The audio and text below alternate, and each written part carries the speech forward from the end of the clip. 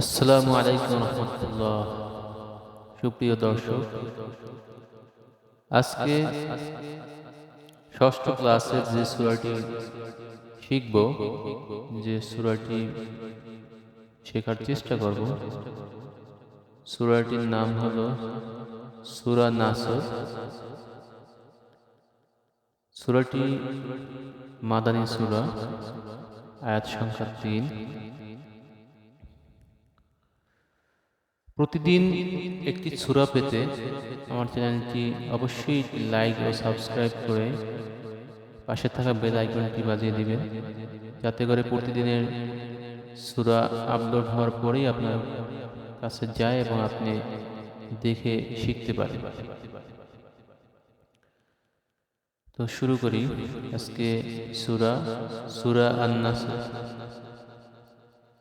বিসমিল্লাহির রহমানির রহিম।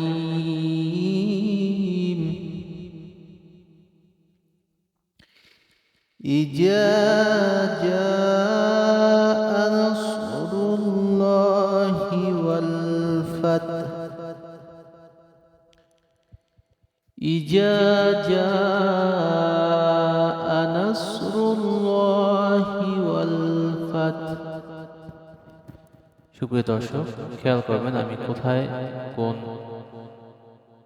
শব্দটা কিভাবে উচ্চারণ করি, কোথায় টান দেই, বারবার ভালোভাবে খেয়াল করবেন। ইজা, ইজাতে একাধিক টান। ইজা জা, যাতে হইল চারাধিক টান। ইজা জা, ইজা জা নাসরুল্লাহি ওয়াল ফাতহ। নাসরুল্লাহ তে একাধিক টান। নাসরুল্লাহি ওয়াল ফাতহ। তাহলে ইজা জাআ নাসরুল্লাহি ওয়াল ফাতহ। আরাআইতান নাসা ইয়াদখুলুনা ফি দীনিল্লাহি আফওয়াজা। আরাআইতান নাসা, আরাআইতান না তে একাধিক টান হবে। আরাআইতান নাসা ইয়াদখুলুনা, সাইয়াদখুলু তে একাধিক টান হবে। সাইয়াদখুলুনা ফি তে একাধিক টান। ফি দীনিল্লাহি আফওয়াজা। ফি একাধিক টান। ফি দি, দাঁড়িয়ে যে এখানে একাধিক টান হবে। ফি দীনিল্লাহ, নিল্লাহ তে একাধিক টান, খাড়া যাব। ফি দীনিল্লাহি আফওয়াজা। আফওয়া তে একাধিক টান, আফওয়াজা তে একাধিক টান হবে। তো আরাআইতান নাসা ইয়াদখুলুনা ফি দীনিল্লাহি আফওয়াজা। ফাসাব্বিহ বিহামদি রাব্বিকা ওয়াস্তাগফির। ফাসাব্বিহ বিহামদিকা।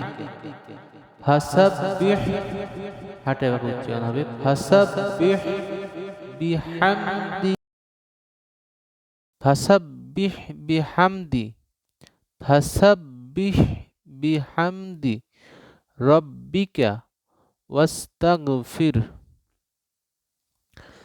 ফাসাব্বিহ বিহামদি রাব্বিকা ওয়াস্তাগফির। ইন্নাহু কানা তাওয়াবা। ইন, এখানে গুণ হবে। ইন্নাহু উল্টা পেশ একাধিক টেনে পড়তে হবে। ইন্নাহু কানা তাওয়াবা, কাতে একাধিক টান হবে। ইন্নাহু কানা তাওয়াবা। সাদাকাল্লাহুল আযীম। সুপ্রিয় দর্শক, প্রতিদিন একটি করে সূরা ভিডিও পেতে চ্যানেলটি অবশ্যই সাবস্ক্রাইব করবেন আর আমাকে কমেন্টে জানাবেন আপনাদের যদি কোনো কিছু জানার থাকে বা যদি আপনাদের কোনো পরামর্শ থাকে অবশ্যই জানাবেন। আসসালামু আলাইকুম রহমতুল্লাহ।